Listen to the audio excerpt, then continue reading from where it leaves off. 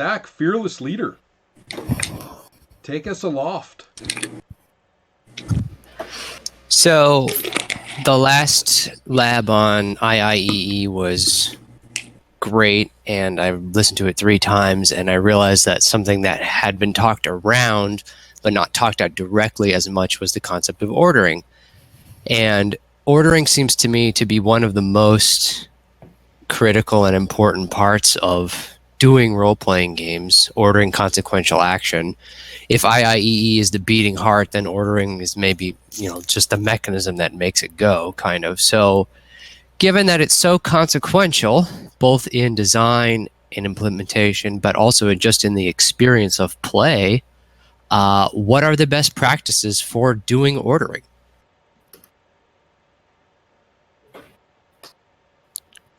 Let's do some comparisons of where we've been and what we've done. Manu. Oh, well, I was going to actually ask Zach if you would be willing to say, are there things that, what have you found unsatisfactory in your experience? Is that a fair question? Oh, count the waves. Yes. Settle back, everyone. I've been here before. I'll just give 2 general examples because obviously you can propound your particular irritations ad infinitum. But one is I hadn't played D&D in about a decade until I picked it up recently with some friends with 5th edition. And I remember sitting down, we were in combat. I was like, cool, combat game, let's do it. And I remember sort of looking at all the options in combat after the initiative had been rolled and realizing that kind of this moment before we're about to jump into the combat, right? Because there's this really consequential thing in the fiction building up. It's like, okay, combat time. Now we roll for initiative. I was like, okay, let's go. And then as soon as that roll happened, I realized it was completely arbitrary and super consequential. And all of the things that I could then do following that were not as powerful or consequential because the initiative roll had just arbitrarily thrown us all in there. And now it's like, but I wanted to grab her before she gets to the door. It's like, well, she's going first. And I looked at my character sheet and was aghast at how I had precisely zero options to affect that ordering. And that was deeply dissatisfying from a strategic perspective. And then the other thing on the other end of the whole scale is waiting your turn is really boring, and people are always talking about combat and role-playing games and saying, it takes so long, it's so boring, blah, blah, blah. And I think that's not how you talk about something you enjoy doing. So is there something about ordering that is not satisfying about waiting your turn or something? I know there's creative agenda stuff going on there, but I think we can do better in a way that makes ordering meaningful rather than arbitrary. And I assume that contributes to the boredom. Yeah, I mean, I had similar experiences, and I recently tried to change initiative with my D&D group, and they wanted to lynch me. So, it's a tough thing, like. Because it's so consequential that any change can have profound impact on a character's effectiveness. So yeah, I hear you, and I share your dissatisfactions also. May I? So there was a D&D Polish D&D forum many years ago, and the guys were making the arena fightings. So the basic situation was that there is a sand arena in a normal a shape of a few meters long. You cannot escape it, and they were trying to make in this base situation the most overpowered builds, and one of the most overpowered builds was made by looking for, I think, one option of making your initiative very, very high with an option to reroll it if you roll badly. So I think in D&D it might be the case why you're not allowed to move it around, because it's so powerful. Yeah, I Herman? think that's right. Just going first is better. Herman, you've probably had as much experience with different ordering mechanics as anybody I can think of. So, what do you? Oh no, you're muted. Oh, that's not good. He's soft spoken in the best of times. So, okay. Oh no. All right. um, I'll jump in a little bit before we start beating D&D to death by just the initials. To point out a couple of things. Boring talk in the first place.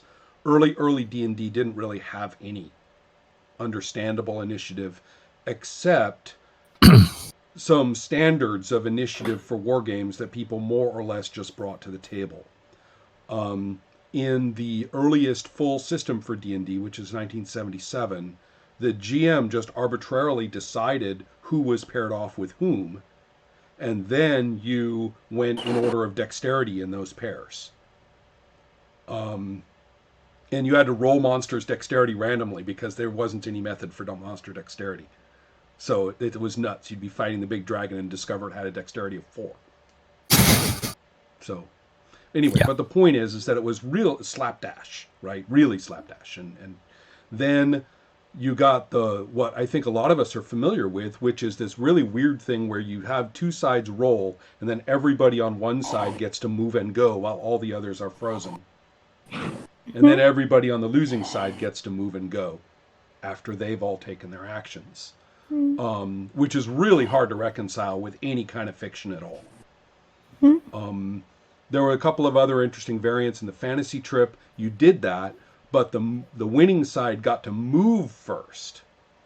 Then the losing side got to move. And then everybody went in order of dexterity. Right? So there's all these interesting little things. Clearly the notion of two sides against each other was a big deal. That one side had the advantage, and it had nothing to do, or very little to do, with individual, position. And so shifting from kind of a side versus side approach to an order of individual action approach was pretty gradual through the 70s. RuneQuest had a thing where it completely depended on exactly what your character was doing, and then that just sort of bumps them down in the order, and then you discovered who would be coming in first just based on what they were doing.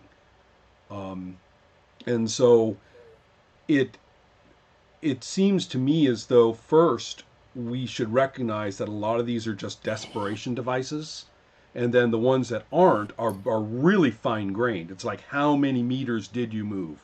What's your dexterity? And you really have to kind of work it out, moment by moment by moment of who gets to go next. One last thing, there is this one interesting thing that was introduced sometime in the 90s. The earliest I saw it was 1991, where you figured out your order in terms of who's fastest, just going by dexterity or something.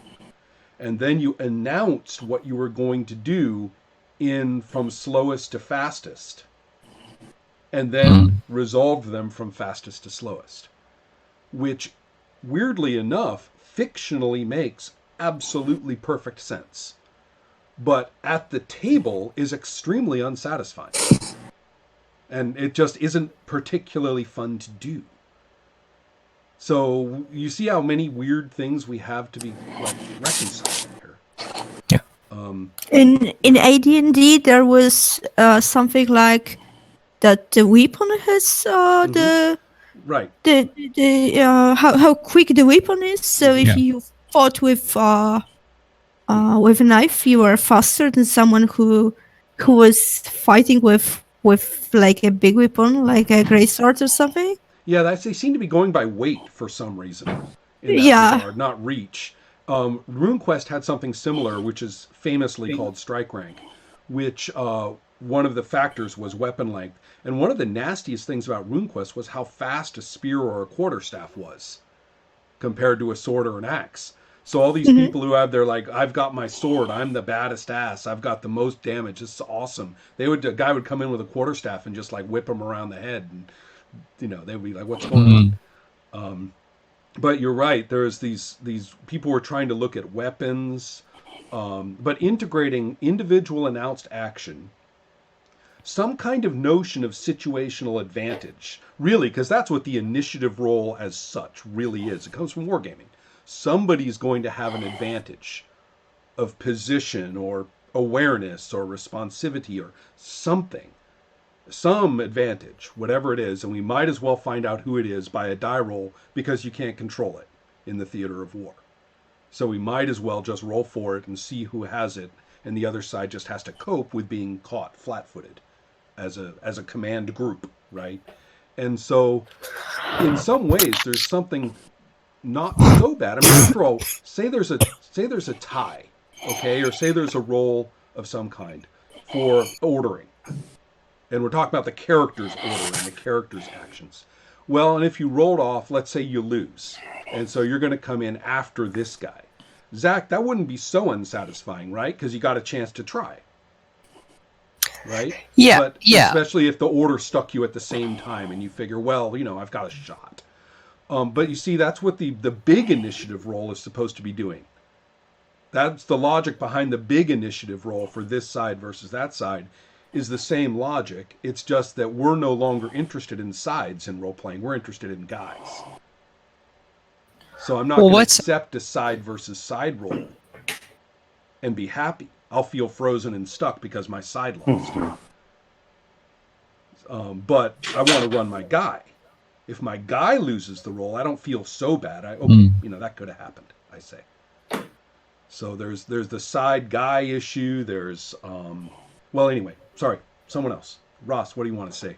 Silent. I was planning to drop let's talk about, or at least bring up the idea of ordering in Powered by the Apocalypse, which basically punt it straight onto the GM or Master of Ceremonies, whoever, sort it out and decide who's going, which works, I think, better or worse depending on the game and what it is trying to do. And I suspect it works all right for things like Monster Hearts and Apocalypse World, where you have relatively large-grained roles covering a lot of fictional events, and therefore you probably don't mind that the GM has a bit of fiesta when they happen. It's more functional than it sounds. Well, I was going to say, I think it's quite functional. I don't think it functions very well when you're trying to then replicate Dungeons and Dragons and do it in the Dungeon world. But and I find it a bit of a pain point in something like Masks, which again is more fine-grained. You've got lots of relatively smaller level actions, and the GM is orchestrating, drawing a huge and fun thing, which is, it's fine. I can do it, but maybe I don't know what it's like from the other side. Do you think that might have something to do? I agree. I actually have found a couple of games in which you just say, well, you figure it out. Someone figures it out. Look at everything going on. How hard can it be? Mm-hmm. Yeah, why mess it up? If you're the werewolf and you're crouched in the tree above the guy, why are we fucking around with rolls? You got him. So that's one way to do it, and I don't think it's that bad. But I want to think about something though. What about consequences? One of my frustrations with playing Apocalypse World and Monster Hearts, specifically those two, is that I feel as though lost rolls don't hurt enough, especially in combat. I think this is moving away from our topic, but I think there is a big problem where people interpret lost rolls as, okay, nothing much happens, as opposed to, say, looking at their GM's move list, which often provides quite consequential, make this happen. I get that. The disparity between play culture and text for Apocalypse World is enormous, and you're right, it's a rabbit hole, so let's not quite go there. But if you're playing in such a way that the consequences are low, then maybe there's a little bit less, intensity about if I'm not going to get to go first, then I damn well want to know why. There's yes. That might be involved.